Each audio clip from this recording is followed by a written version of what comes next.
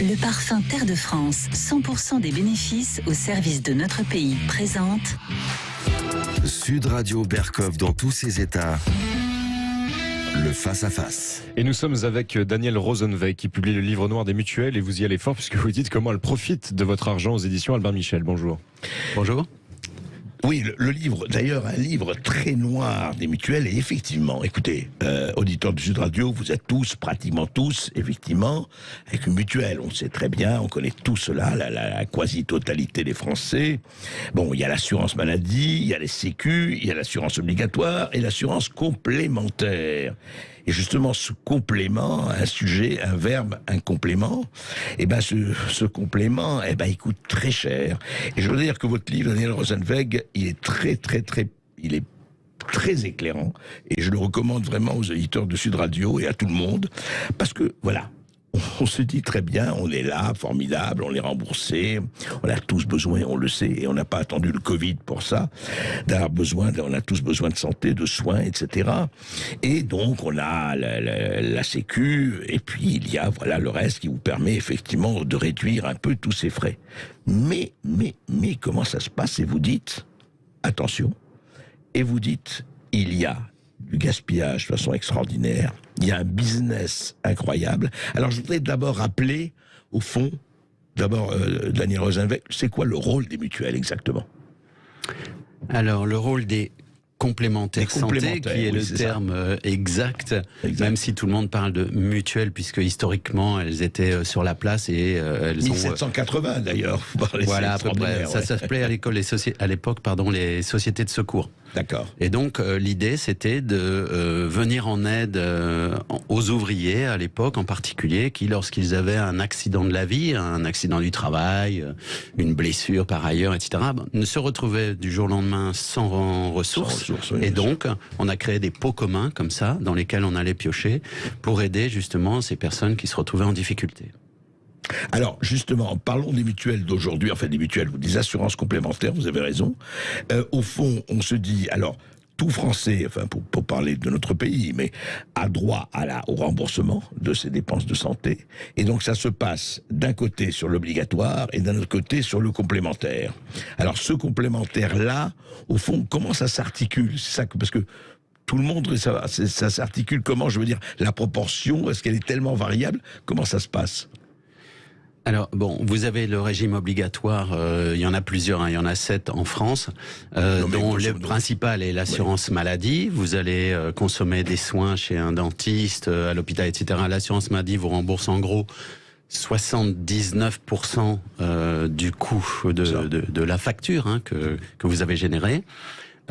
Et après, si vous êtes couvert par une complémentaire santé, donc si vous êtes salarié, c'est obligatoire. Si vous êtes non salarié, indépendant, retraité, etc., c'est optionnel. J'appelle salarié, c'est obligatoire d'avoir une complémentaire. Pour les salariés, depuis le 1er janvier 2016, c'est justement obligatoire. C'est un problème sur lequel on va sans doute revenir, j'imagine, mais en tout cas pour les salariés c'est obligatoire, mais pour le reste de la population c'est optionnel. Et donc selon que vous avez une complémentaire santé ou pas, vous aurez un complément de remboursement, le remboursement de ce qu'on appelle le ticket modérateur. Et selon la complémentaire santé que vous avez choisi ou pas choisi, vous serez plus ou moins bien remboursé. C'est ça, parce que c'est très... En lisant votre livre, on le voit, c'est une jungle, c'est une forêt vierge, enfin vierge. C'est une litote. Il y a des différences de prix incroyables. Alors déjà, ce matin, je regardais encore un peu, et je suis tombé sur un comparateur de mutuelles, et il expliquait que il comparait 40 mutuelles. Et il y avait, je sais plus, 1600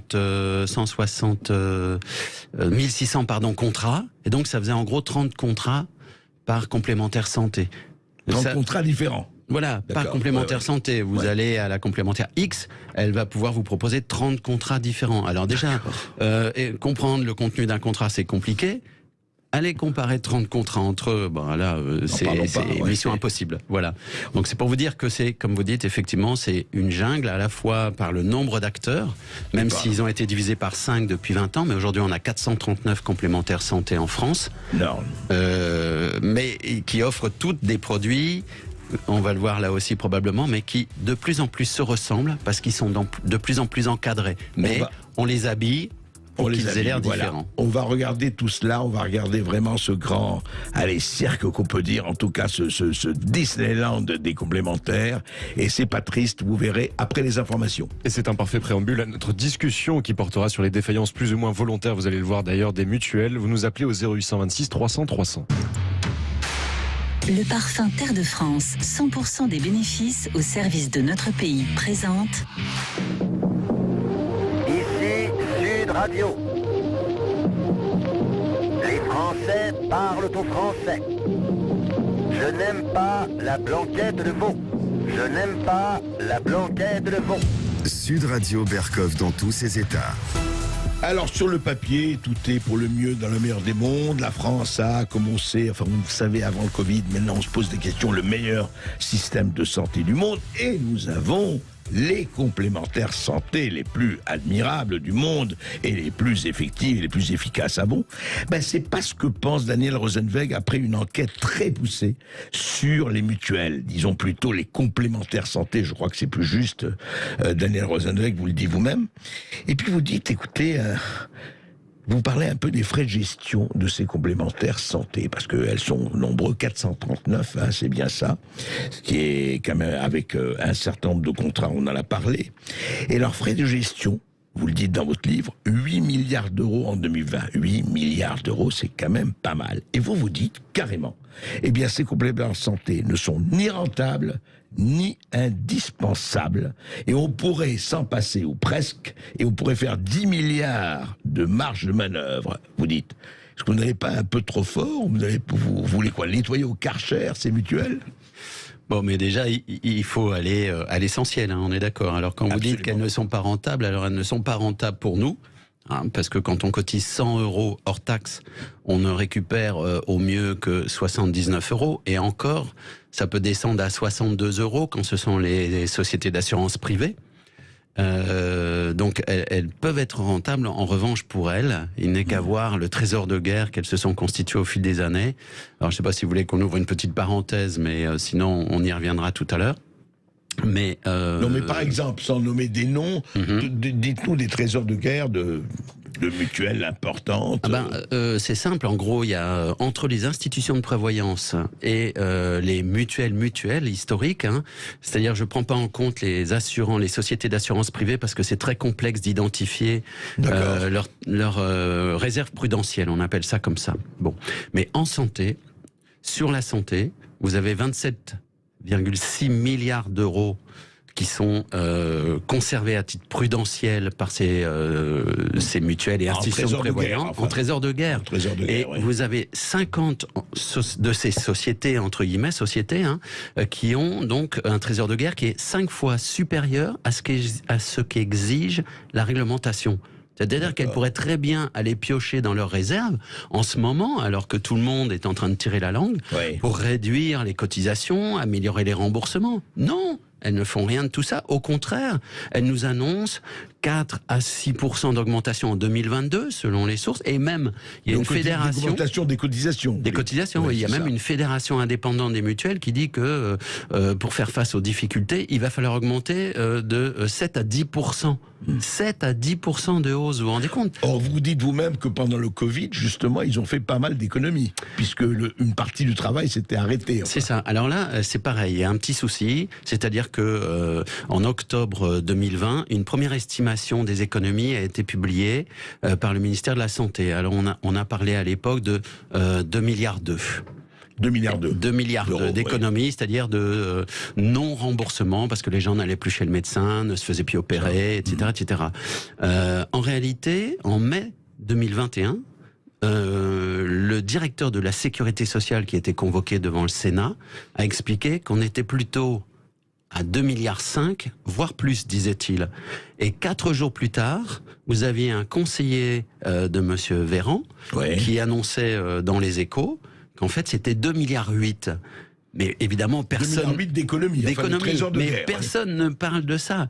Tout le monde reste, bien entendu, sur les 2,2 milliards, puisque là-dessus, on a prélevé 1 milliard sur la taxe Covid en 2020 et encore 500 millions cette année. Donc ça veut dire que pour moi, selon moi, mais pas que moi, évidemment, ils ont conservé encore 1,3 milliard d'euros de non-remboursement.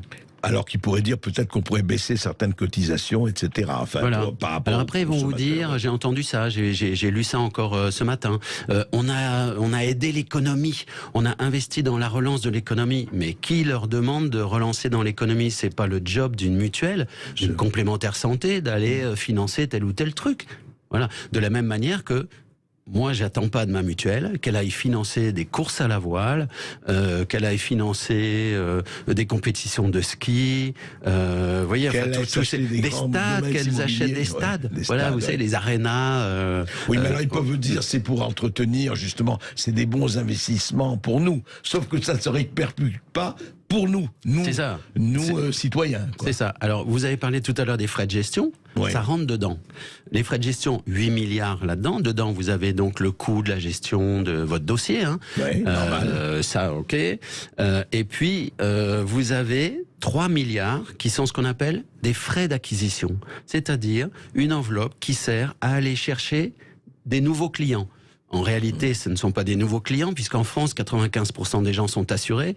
Donc, on va aller piquer les assurés à la concurrence. Et ça, c'est vous, c'est moi qui payons cette guerre. C'est lobbying, influence, etc. 3 milliards, c'est pas loin. Voilà, c'est 10% de ce que remboursent les complémentaires chaque année, qui est consacré à financer cette espèce de guerre. Et il y en a d'autres, des guerres dont on parlera peut-être. Alors justement, je voudrais qu'on parle justement avec le nombre incroyable, enfin très important des complémentaires santé, etc. Et vous dites que c'est un foyer incroyable d'inégalités. Parlez-nous des inégalités. Quelles inégalités? Alors, des inégalités, pour le coup, il y en a vraiment partout. On va simplifier. Vous avez déjà les inégalités entre les gens qui ont un contrat individuel, donc les retraités, les chômeurs, les étudiants, etc. Et certains privés, fonctionnaires, encore aujourd'hui, et les indépendants, voilà, tous les non-salariés. Ouais. Donc il y a déjà une inégalité entre tous ces gens-là qui payent 100% de leur cotisation et les salariés qui, depuis janvier 2016, sont obligés de prendre la complémentaire santé de leur entreprise, celle que leur fournit leur employeur, qui paye au moins 50% de la cotisation. Les salariés payent 50% de la cotisation. Et l'employeur aussi. Et donc, oui, et au moins 50% pour l'employeur. Et donc, pour les privés, ils payent 100%. Enfin, et les lui, privés, voilà, y compris les retraités. Bien sûr. Les chômeurs, les retraités, bien sûr, tout ça. Bien sûr. Même encore les fonctionnaires, certains fonctionnaires, même si ça va changer dans quelques mois, voire peut-être quelques années, parce que ça a été reporté. Voilà. Donc ça, c'est la première inégalité entre les salariés et les non-salariés. Et puis, vous avez des inégalités entre les salariés, dont on ne parle jamais. Par exemple, puisque c'est l'employeur qui choisit la complémentaire santé, le contrat qu'il va proposer. Voilà, c'est lui qui choisit. Et donc, selon ses moyens... Et le salarié est obligé d'adhérer à cette société. Il ne peut pas changer, il est obligé de faire avec ce qu'on lui propose. D'accord. Et donc, selon que l'employeur est généreux ou pas, qu'il a les moyens ou pas, évidemment, les salariés ne seront pas servis de la même manière. C'est ainsi que vous avez 10% des salariés qui ont une complémentaire santé qui coûte moins de 300 € par an, et à l'opposé, 10% des salariés qui ont une complémentaire santé à plus de 1500 € par an. Évidemment, on voit bien que les gens ne vont pas être servis de la même manière en matière de remboursement quand ils payent 30 € ou même pas 30 € par mois, et les autres 150. Ils payent 150 €, oui. Et donc, pour donner un exemple concret, l'hôtellerie-restauration est l'un des secteurs, sinon le secteur qui a le plus de problèmes justement de ce côté-là, où on retrouve tous ces salariés qui sont les moins bien lotis en matière de complémentaire santé. Et à l'autre bout de la chaîne, vous avez tous les secteurs de la finance, de la communication, de l'immobilier, qui eux bénéficient de contrats qui sont particulièrement généreux. On va continuer à en parler après cette petite pause et vraiment à explorer encore une fois cette jungle tout à fait fascinante et je veux dire très peu vierge du monde des complémentaires santé et des mutuelles. Et que vous souhaitiez témoigner ou poser des questions à Daniel Rosenweg sur les mutuelles, vous nous appelez au 0826 300 300. Le parfum Terre de France, 100% des bénéfices au service de notre pays, présente... Ici Sud Radio. Les Français parlent au français. Les carottes sont cuites. Les carottes sont cuites. Sud Radio Berkov dans tous ses états. Et nous continuons avec Daniel Rosenweg et son passionnant livre Très noir des mutuelles. Et effectivement, alors, nous on est là, hein, on est tous abonnés, adhérents à une complémentaire, à une mutuelle, etc. Et on paye. Et en fond, on reçoit, vous savez, on reçoit son bulletin hein, chaque mois pratiquement, voilà, où on dit voilà, vous avez fait telle opération, vous avez fait telle prestation, médecin remboursé, tant très bien. Et puis bon, formidable, on est remboursé, tant mieux. Bon, sauf que vous dites, vous, et dans votre livre on voit, c'est qu'il y a un gaspillage. Quand on dit un gaspillage, c'est pas perdu pour tout le monde, un gaspillage infini. Et donc vous parlez que d'abord le gaspillage, je voudrais dire que est-ce que toutes ces sociétés sont vraiment riches aujourd'hui, enfin gagnent vraiment. Vous parlez quand même dans votre livre, on ne nommera pas les de Porsche, de châteaux, etc. Il y a des gens qui gagnent quand même beaucoup d'argent dans ces opérations complémentaires. Bah, parfois, on se croirait un peu dans le CAC 40, hein, quand même. Hein. Alors, c'est une petite précaution que je dis habituellement quand même, parce que certains m'ont opposé le fait qu'on était dans une économie libérale et que finalement, oui, tous ces dysfonctionnements sont tolérés, hein, d'une certaine manière. Sauf que moi, je dis, là, on est dans le secteur de la santé, qu'il y a un certain nombre d'obligations qui s'imposent, y compris aux patients assurés, et que dans ce cadre-là, on doit avoir des exigences à l'égard, justement, de ceux qui s'occupent de financer notre santé. Oui. Et il y a des comportements qui ne sont pas acceptables. Pour ne citer qu'un exemple, par exemple, vous avez le patron d'un grand groupe de complémentaires santé qui est rémunéré 1,6 million par an. Voilà, ouais, 1,6 million d'euros. Quand les assurés ont du mal à sortir les 100 euros ou 200 euros qu'on leur demande chaque mois.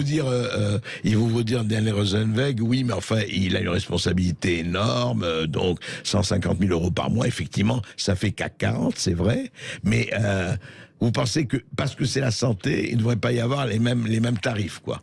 Moi, je pense que on doit être un modèle. Enfin, on doit être inattaquable. On peut pas avoir un discours de solidarité, de dire on fait tout ce qu'on peut, on comprend les gens, leurs difficultés, etc.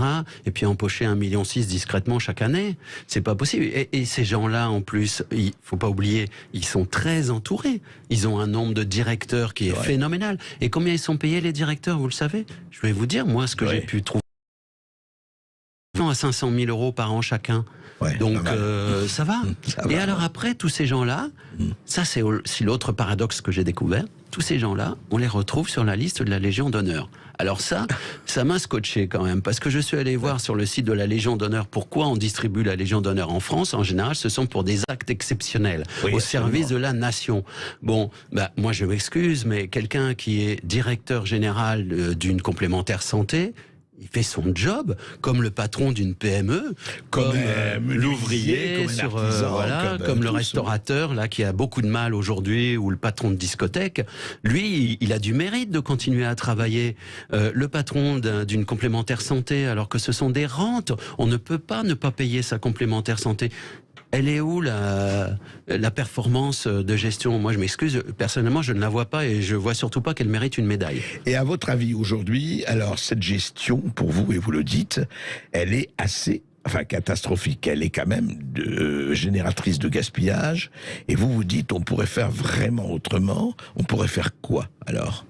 D'abord, la concurrence. Reparlons de la concurrence. Vous dites que beaucoup d'argent est dépensé, ça vous le dites évidemment, puisque c'est un jeu à somme nulle.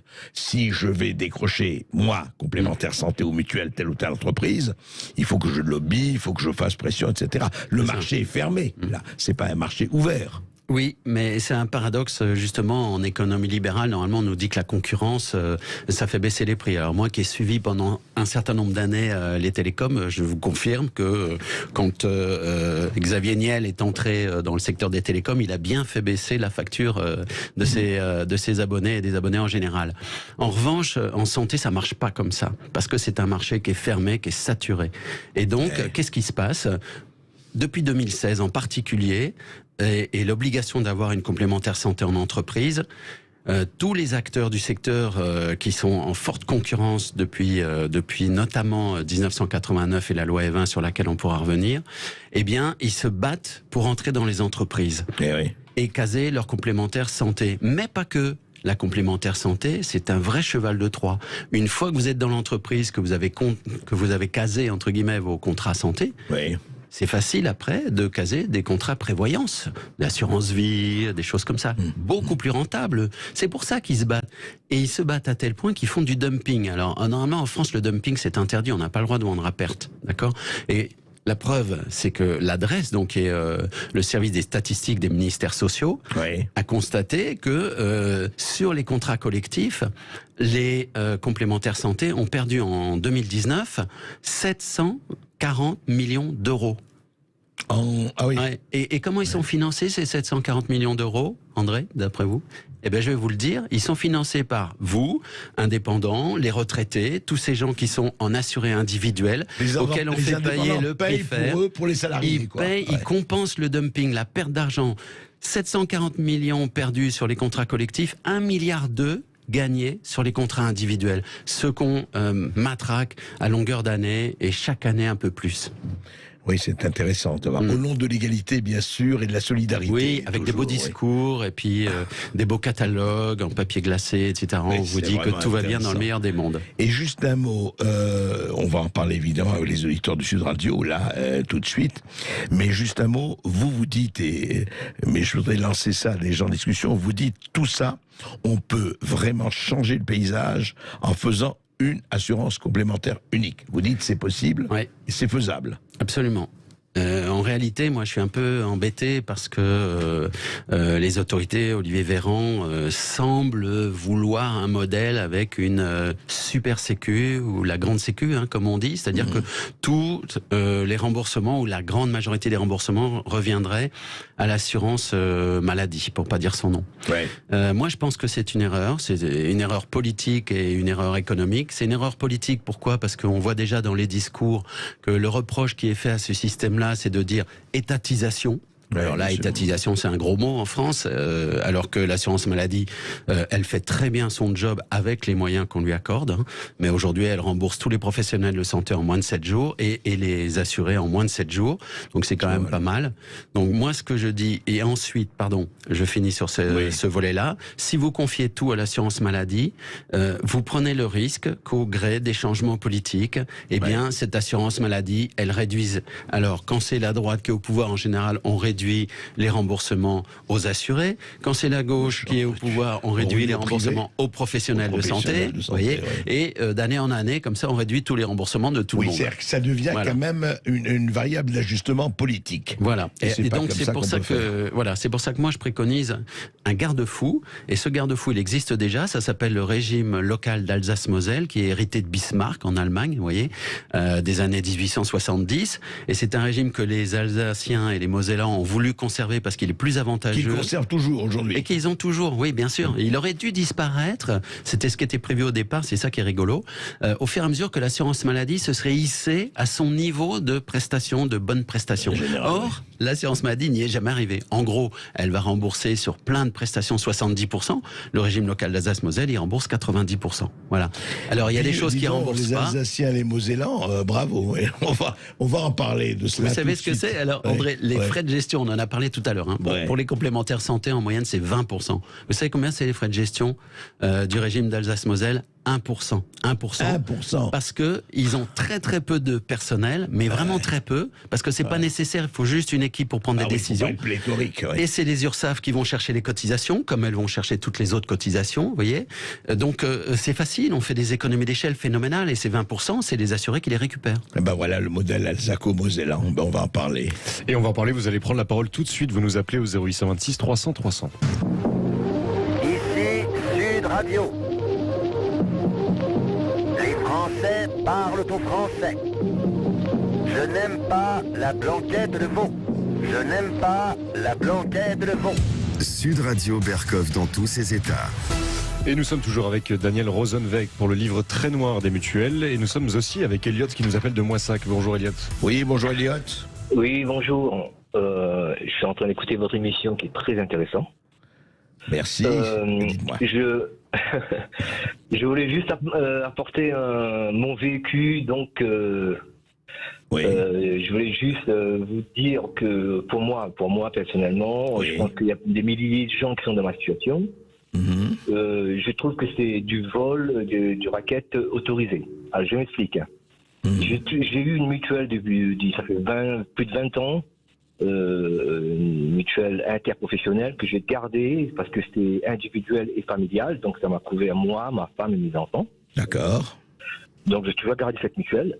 Et ça fait 4-5 ans, on m'a toujours obligé de prendre une mutuelle dans l'entreprise où je travaille. C'est-à-dire, en étant intérimaire ou CDD, à chaque fois, j'étais obligé de payer une deuxième mutuelle qui ne servait strictement à rien, puisque la caisse primaire d'assurance maladie... C'est-à-dire, vous aviez votre propre mutuelle pour votre famille et vous, et on vous obligeait à en prendre en plus une mutuelle de l'entreprise, là où vous étiez, c'est ça?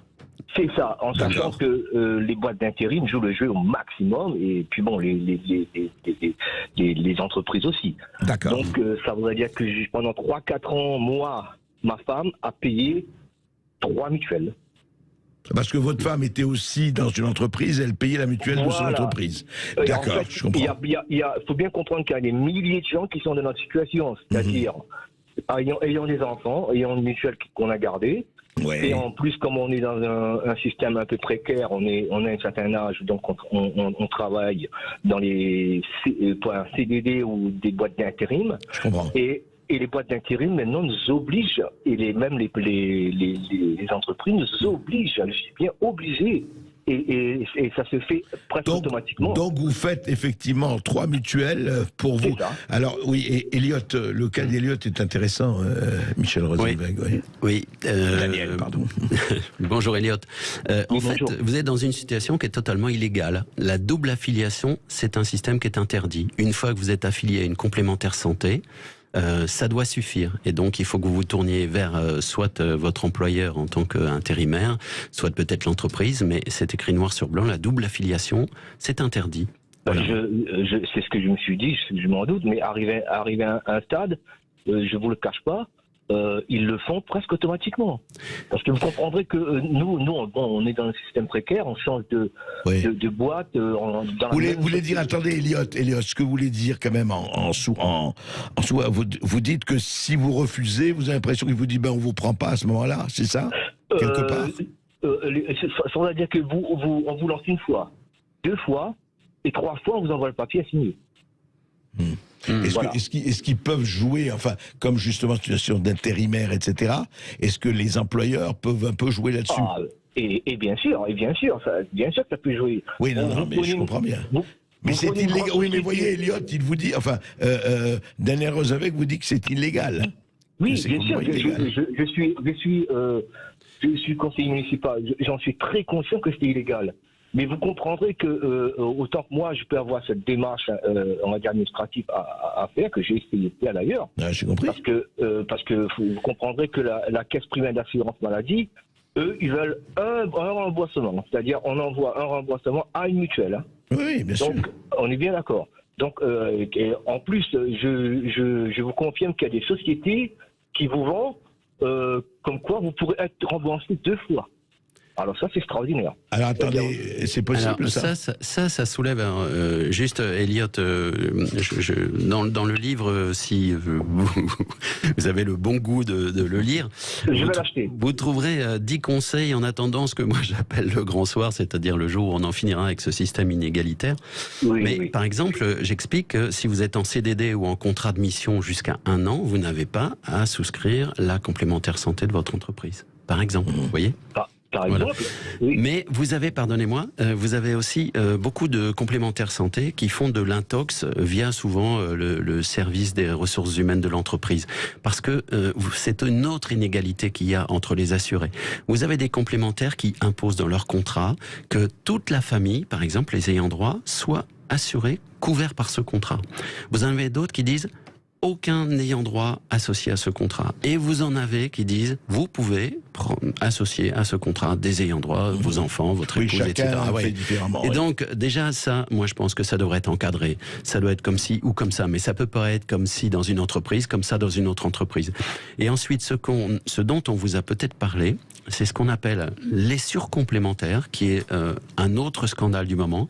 C'est-à-dire que comme le législateur a tellement encadré les remboursements des contrats qu'on appelle responsables. C'est-à-dire, il a fixé des planchers de remboursement, mais aussi des plafonds de remboursement. Et donc, pour que les gens soient mieux remboursés et contourner la réglementation, nos amis, les complémentaires santé, ont sorti de leur poche la surcomplémentaire, c'est-à-dire un 3e étage de remboursement qui généralement est payé assez cher et qui effectivement vous permet d'être remboursé encore un peu plus de ce qui vous reste à vous en reste à charge. Voilà. Ok. Voilà, Elliot. Et ça se refuse. Hein, ça n'a aucun, pardonnez-moi, mais ça n'a aucun caractère obligatoire, la surcomplémentaire. Absolument pas, même en entreprise. Hein. Oui, je m'en doute. Mais ce que je dénonce, c'est cette on va dire, une petite pression via le professionnel, quoi. Hein. Ben, nous sommes d'accord. Il faudrait résister, mais c'est vrai que c'est cette compliqué. pression doit être résistée. Et effectivement, c'est pas facile, mais il faut la résister collectivement parce qu'on vous dit c'est illégal. Merci, Elliot. Merci Elliot pour votre appel. Nous partons maintenant à Colombes avec Gérard qui nous appelle au 0826 300 300. Bonjour Gérard. Bonjour Gérard. Oui, bonjour à vous. Je crois que vous avez très bien résumé la situation. Et l'objectif de tout le monde devrait être tout simplement le rattachement au régime d'Alsace-Lorraine. Alsace-Moselle. Alsace-Moselle, oui. Alors, je vous dis ça d'autant plus que moi, ma femme est Lorraine, et malheureusement, elle n'a pas gardé son avantage de là-bas. Ouais. Donc, et la seule chose aussi que moi je voudrais souligner et demander aujourd'hui, parce que comme vous l'avez bien expliqué, chaque cas est différent et en fonction de l'âge, il faudrait pratiquement changer de mutuelle selon son âge, hein, selon sa situation de famille, selon son employeur et ainsi de suite. Ouais. Et moi, je demande tout simplement aujourd'hui à ce que les cotisations de mutuelle soient déductibles du revenu imposable. Vous voyez ? Ça a du sens ça a du sens en particulier quand ce contrat santé est obligatoire, comme en entreprise. Vous voyez ? Après, quand c'est en option, c'est plus discutable légalement, j'entends. Hein. Ouais. Oui, mais simplement, pourquoi on n'a pas tous le même régime que l'Alsace-Lorraine ? Hein, l'Alsace-Moselle, hein, donc j'insiste. On est français. oui, mais simplement. Mais oui, c'est vrai que. Parce que le législateur français l'a interdit. Il empêche régulièrement l'extension des prérogatives du régime d'Alsace-Moselle. C'est ainsi qu'ils ne peuvent pas rembourser les dépassements d'honoraires.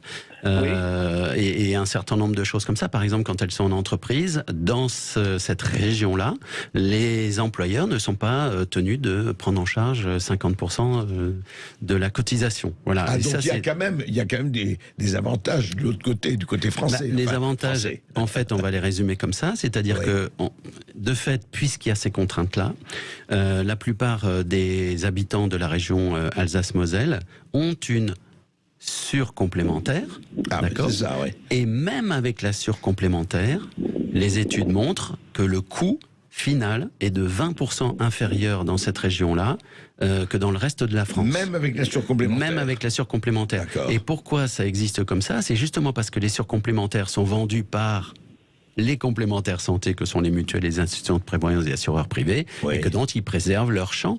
Voilà, et c'est pour ça qu'ils font du lobbying sans cesse pour éviter l'extension des prérogatives du régime d'Alsace-Moselle. Donc moi je dis, si on adopte mon modèle que je préconise, donc c'est d'adosser à la fois l'assurance maladie et le régime d'Alsace-Moselle, mais d'étendre le régime d'Alsace-Moselle pour qu'on rembourse correctement tous les frais et à leur juste prix. Il faut aussi revoir la liste des tarifs qui ne correspondent plus à ce qu'est la réalité. Par exemple, vous allez acheter je sais plus quel produit, on va vous dire tiens, il va être remboursé sur la base de 80 €. En réalité, ça a coûté 150.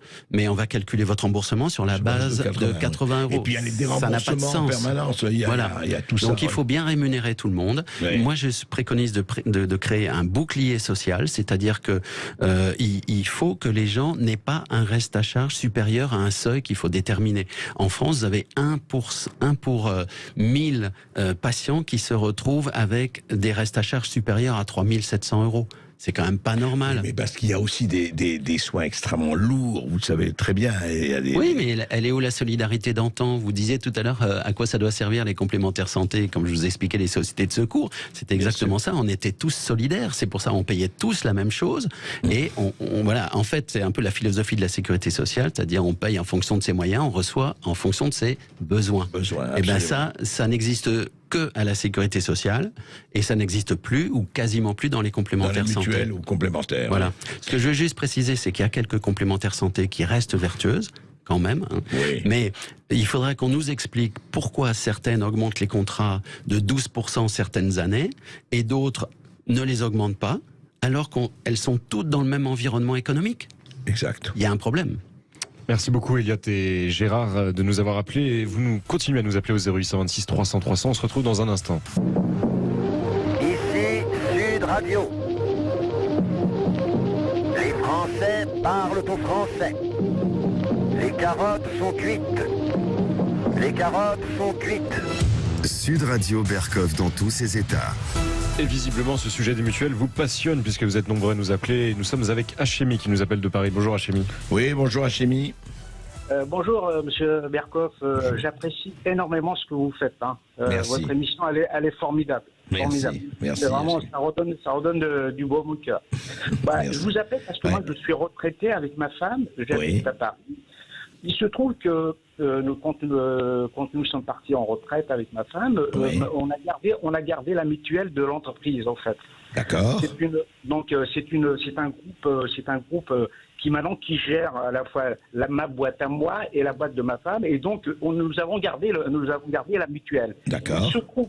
Il se trouve que depuis maintenant 2020, c'est un matraquage. Hein. En 2020, nous avons enregistré une hausse de 27% sur nos cotisations. 27%. Vous avez quitté votre entreprise à quelle époque? Excusez-moi, Hachemi. J'ai quitté l'entreprise pour moi en 2005. D'accord. 2005, la première année, pour vous dire à peu près la fourchette, nous payons au prix, parce que c'était ma femme qui avait souscrit le contrat, et nous payons 144 € pour deux. Nous sommes passés 2 ans après à 188. Et tout de suite après, nous sommes passés, parce que moi je suis plus vieux que ma femme, et nous sommes passés après à 226. Et en 2020, nous avons enregistré 27%. Et cette année, en 2021, 19%. Et là, vous payez combien aujourd'hui, par exemple, la chimie? On paye aujourd'hui, on doit payer dans les 260 € pour deux. Vous voyez un peu le 260 €. Alors là, et vous avez quel âge, pardonnez-moi? Je vais avoir, je suis parti en 2005, donc je vais avoir 71 là. 71 ans, d'accord. Et donc là, cette année, je viens de recevoir un courrier du 30 novembre en m'indiquant que votre cotisation va enregistrer une hausse de 21%. Ah là encore, en 2022. C'est ça? Voilà. En 2022. En 2022. D'accord. 21%. Vous vous rendez compte? Changer de mutuelle? Oui, mais le problème, c'est que nous, comme on était dans un groupe, on s'était dit, peut-être c'est plus avantageux parce que si vous allez dans un autre groupe, vu votre âge, ils vont pour avoir la même couverture, ils vont certainement. Oui, est-ce qu'à l'âge de la chimie, une autre mutuelle va pas dire ah bah oui, ça vaut ça, etc. Voilà. Alors aujourd'hui, oui. j'ai essayé d'appeler le ministère de l'économie et des finances pour savoir est-ce que c'est normal. Oui. Parce que c'est normal. Je n'ai pas pu les avoir parce qu'on m'a orienté sur la DGCCRF. D'accord. Voilà. Non mais je veux dire, est-ce que oui, vous dites, est-ce que c'est comment effectivement ce que dit Hachemi? Ils disent que M. Bertrand, ils disent que pour couvrir. Alors l'argument c'est quoi? Ils disent pour maintenir les équilibres financiers de votre complémentaire santé et assurer ainsi la pérennité et bien sûr. de majorer de 21%. Vous voyez, c'est ce qu'on disait tout à l'heure. Vous êtes en train de payer la guerre des prix dans les contrats collectifs en entreprise. Voilà, c'est vous qu'on va solliciter pour compenser la perte d'argent sur les contrats collectifs. Ce que je veux juste vous dire. Ce que je vous suggérer, pardonnez-moi, mais depuis novembre 2020, vous pouvez changer de complémentaire santé à tout moment. Donc profitez-en. Et depuis 2020, pardonnez-moi, je poursuis, mais vous avez le droit de demander un devis, et sur ce devis, chaque complémentaire doit faire figurer son taux de frais de gestion. les 20% par exemple dont on parlait tout à l'heure. Voilà. Au passage d'ailleurs, les frais de gestion, c'est 13% pour les contrats collectifs et 28% pour les contrats individuels. Donc, voilà, vraiment, il ne fait pas bon être individuel en France. C'est-à-dire qu'au contrat collectif, 13%, contrat individuel, 28%. Voilà. Donc, essayez de faire jouer un peu la concurrence à Chemie. Demandez ces devis, vérifiez qu'ils ont bien fait figurer dessus le montant des frais de gestion, parce que ça, c'est un critère qui peut faire varier considérablement le prix. Et puis, autre chose, pardonnez-moi encore, mais je pense que votre contrat santé, il doit être ancien, puisque vous êtes parti en 2005. Or, tout le monde sait que... Non, en 2015. En 2015. Ma femme est partie 2 ans après. D'accord, en 2015. On avait compris 2005, pardon. Mais peut-être quand même que le contrat est ancien. Or, on sait que, comment vous dire, un contrat, c'est un peu comme une boîte dans laquelle les gens entrent, s'installent et restent jusqu'à la fin de leur jour. Or, ils vieillissent dans cette boîte, et cette boîte, elle finit par coûter de plus en plus cher parce que les gens consomment de plus en plus de soins. Et donc, il ne faut pas hésiter à changer de boîte. Prenez un contrat plus récent, où il y aura plus de jeunes dans la boîte qui consommeront moins. Et du coup, vous serez un peu moins martelé. Mais j'ai vu ça, excusez-moi, je sais que le temps est prêt, mais il vous dit, si cette augmentation vous paraît trop onéreuse, vous avez la possibilité de demander un devis pour souscrire à titre individuel une complémentaire santé à l'adresse suivante. Bon, tout ça, mais vous savez, vous n'aurez pas peut-être la même couverture, et d'autant plus que nous et ma femme, on ne consomme pratiquement pas de soins. Donc, on n'a pas de pathologie, on n'a pas de... C'est vrai à Chemie, mais demain peut-être, enfin je ne le souhaite pas du tout, mais peut-être demain vous aurez quelque chose et à consommer des soins, vous savez très bien. Oui, mais je suis d'accord. Bon, il faut quand même garder à l'esprit, pardonnez-moi, qu'en France, en moyenne, les gens dépensent 3 129 € par an en frais de soins, tout confondu. Sur cette somme-là, voilà, les complémentaires santé ne remboursent que 13,4%. Il faut relativiser un tout petit peu.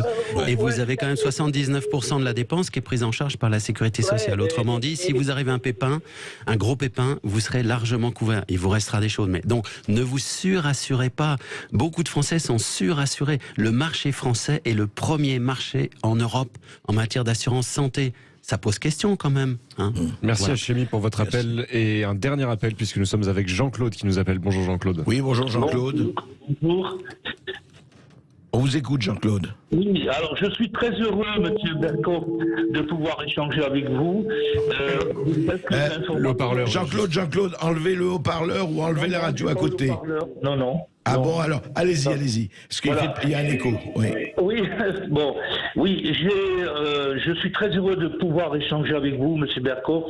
Je suis retraité, 73 ans. Oui. Je touche une retraite, mais comme je vous l'avais dit dernièrement, j'ai deux dossiers, deux informations à vous donner. Oui. J'ai un collègue, un ami à moi de longue date qui habite à 10 km d'ici. Oui, vous m'en avez parlé. Alors, c'est un monsieur qui a 65 ans. Par exemple, il a travaillé 14 ans dans la partie remembrement, c'est-à-dire avec des régimes de l'agricole, Et pour 56 trimestres qui doivent être calculés, ils l'ont calculé que 53, déjà pour commencer. D'accord. Donc, mais allez-y vite, Jean-Claude, parce qu'on n'a pas beaucoup de temps. Donc, essayez simplement de résumer. Sur le sujet des mutuelles, surtout. D'accord. Alors, je dis simplement que la plupart des dossiers actuellement, le montant que touchent les retraites, un retraité sur 10 touche un montant erroné. 1 sur 10. Voilà. Il manque des trimestres. Souvent, on manque des trimestres. Moi, il me manque, par exemple, sur le calcul de ma retraite, en tout 42 142 € en moins.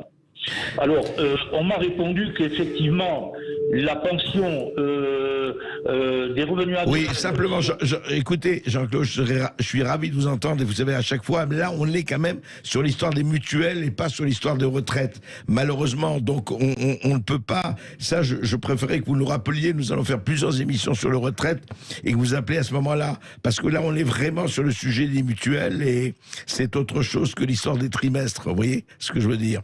Alors, Monsieur Bercoff, excusez-moi, donc si vous voulez me recontacter à ce moment-là pour les retraites. Absolument, et on va le faire, Jean-Claude. Merci. Merci beaucoup Jean-Claude. Et puis on va y aller. On va y aller. Juste une dernière phrase que je demandais à Daniel Rosenweg. Vous dites, il faut supprimer tout cela quand même, mais vraiment en une phrase. Malheureusement, on a peu de temps. Vous dites, il faut un régime unique quelque part. Oui, moi je dis un régime unique, donc adossé, comme je l'ai expliqué tout à l'heure, au régime d'Alsace-Moselle. Mais ce que je veux aussi préciser, c'est que, alors même si c'est un sous-titre du livre, c'est et pourquoi il faut s'en passer, le livre très noir des mutuelles, et pourquoi il faut s'en passer. Néanmoins, il faut s'en passer sur le secteur essentiel de la santé. Mais il y a du travail pour les mutuelles et pour leurs salariés. Je l'explique aussi dans le livre. Notamment, il y a l'autonomie. La perte d'autonomie, c'est un marché à 30 milliards d'euros, 6 milliards de reste à charge pour les familles. Il y a de quoi travailler. La prévention, la France est un des derniers pays d'Europe en matière de prévention. Dieu sait s'il y a chose à faire. On reparlera de ça avec vous, Daniel Rosenweg. Michel. Avec plaisir. Très vite. Parce qu'il a publié un livre chez Albin Michel. Voilà, ça. Le livre très noir des mutuelles. Tout de suite, Brigitte Lahaye qui va parler du désir. Merci beaucoup.